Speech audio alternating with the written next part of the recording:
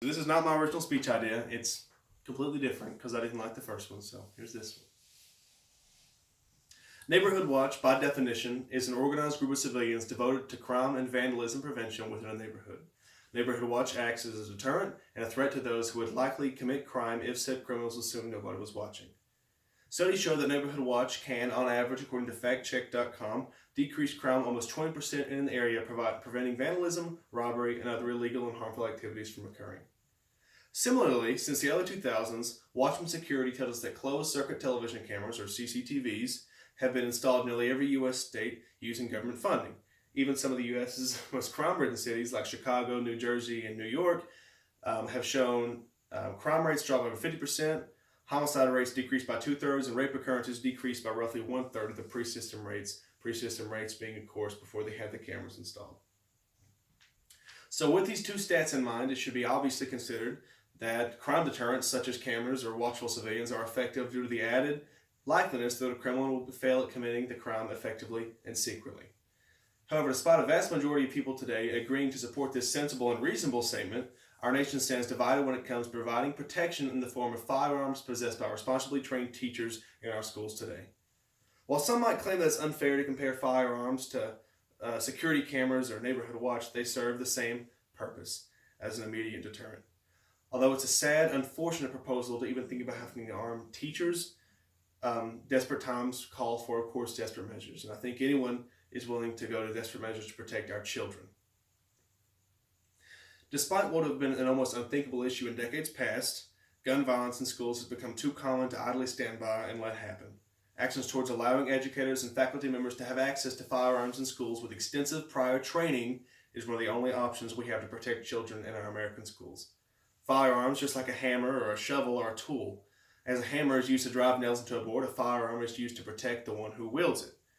Similarly, when used improperly, there are varying degrees of consequences, but with training, skill, and professionalism, both can be used properly and efficiently.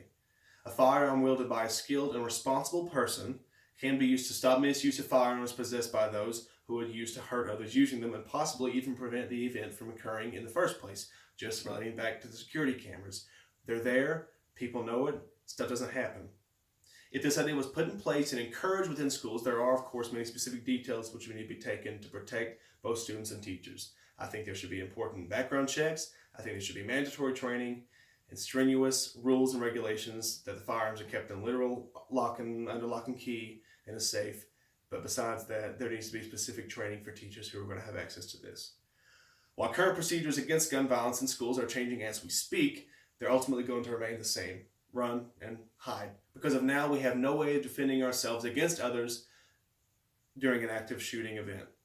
Guns do work in stopping these threats. Of course, just the other day in Great Mills High School, a 17-year-old walked into the school wielding a handgun, and before he could fire off more than 2 shots, the police officer, of course, shot the kid and prevented them from doing any further harm. So clearly, guns do work in preventing this sort of thing from happening in the first place and preventing it from going any further than it has. So, of course, this begs the question, why not keep our schools completely gun-free? Well, I mean, this could be answered the same way you could say, why not keep our streets completely drug-free? Because it's inevitable. Guns are going to appear in places despite any kind of rules or regulations that say they can't be there. That's just simple knowledge. So what's really going to keep us safer? A plastic sign reading gun-free zone, or somebody willing to put their life on the line to defend themselves and others using a firearm to incapacitate the threat instead of using their own body to stop the bullets from a shooter. It shouldn't be possible for one person to have complete control of the average 1,500 children and several hundred staff members just because they have a gun. We need people, teachers, who are willing to take the classes, go through training, and stand up for the students being threatened by misuse of firearms. And I've heard the question asked several times, well, what about the teacher using the firearm? Is that safe? And the question is kind of like, well, if a teacher gets mad at a student or another teacher, why can't they just turn the gun on them? And honestly, this question can be completely invalidated by the fact that there's nothing stopping a teacher from doing that right now. The least of a teacher's worry would be the rule of getting a firearm into school. It's just that easy. Anyone can bring it into school. That's the least of the worries. The only way to really keep harm out of our schools is to physically stop those who would bring it into them. We shouldn't leave ourselves defenseless, and it's ridiculous to disarm people disarm ourselves when we need to take action to provide more protection.